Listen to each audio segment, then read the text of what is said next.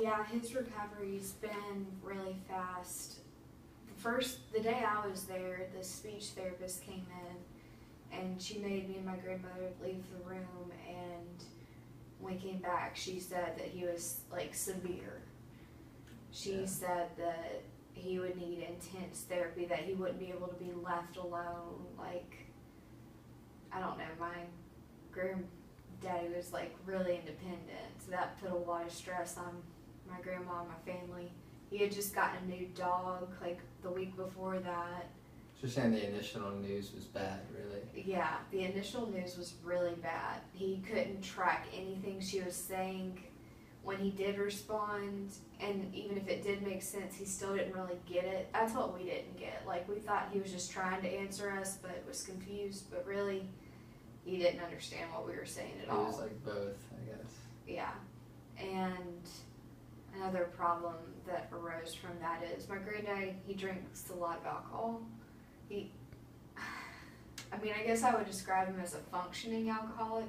He doesn't really drink during the day, but he drinks a lot of Jack Daniels at night. And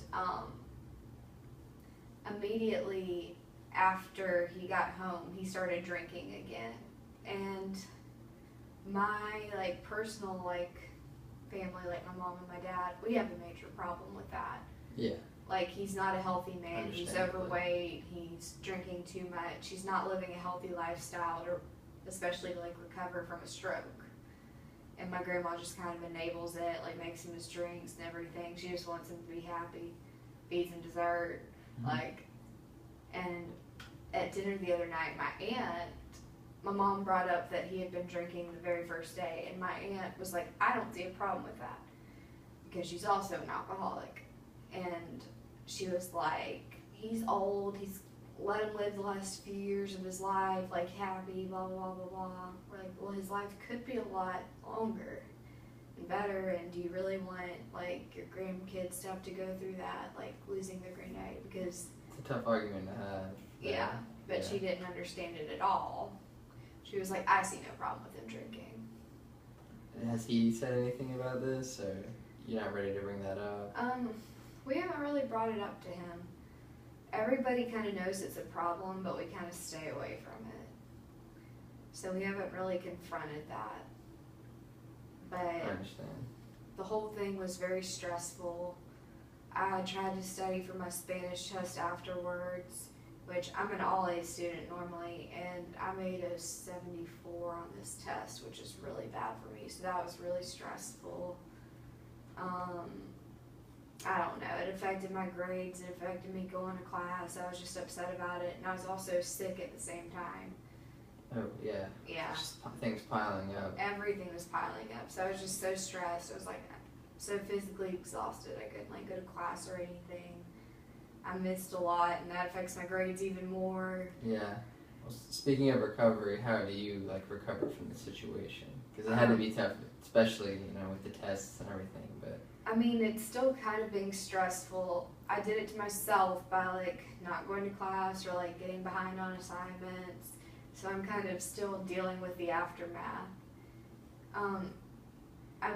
It's a huge relief that he's recovering so well. Yeah. We were at Easter, he was talking fine, he wasn't drinking, but it was during the day.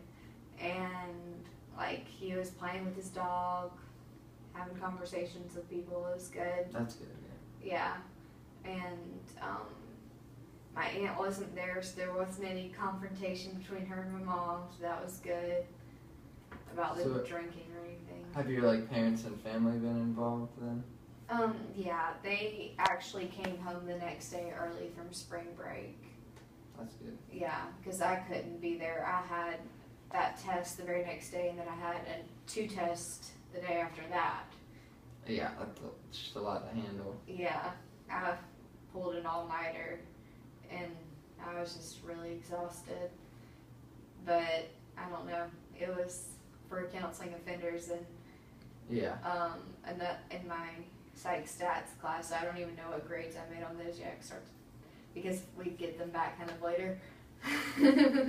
So it sounds like you're you're preparing to move forward though, and Yeah. things are going in the right direction. Things are going in the right direction. I messed up a little bit with how I reacted to the situation. I should have still been better with my schoolwork, but I'm getting things back together now and making better grades again, so everything's coming back together the way it should. It's really good to hear.